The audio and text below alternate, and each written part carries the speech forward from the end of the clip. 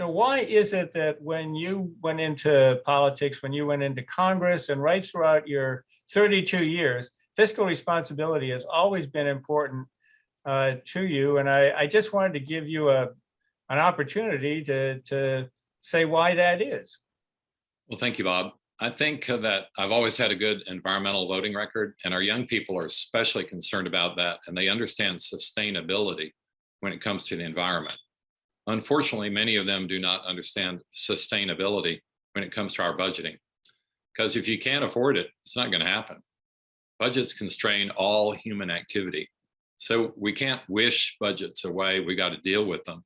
And ideally, we need to live within some sort of reasonable constraint so we can still borrow money when we need to.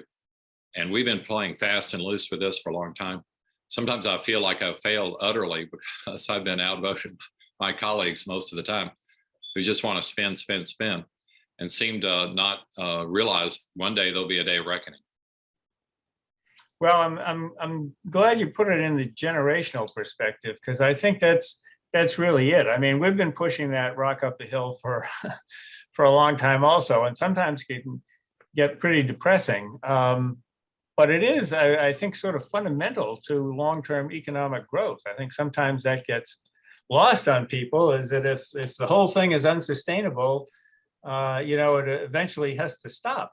And so no matter what perspective you're coming at, it just seems that eventually the fiscal policy of the nation has to be on a sound footing. Absolutely. Our young people today grew up at a time with near zero interest rates, and they don't realize they grew up in a bubble, and a bubble by definition cannot last. So when interest rates return to normal, and that could be happening right now, and it's already helping crash the stock market a little bit, that will mean that probably the largest federal program will be interest on our debt service, trying to service the past debts we've accumulated, oftentimes without realizing we'd spent the money. And you never want that to be the largest federal program. We need the largest federal program to be things that are actually helping people today, not paying off for past mistakes.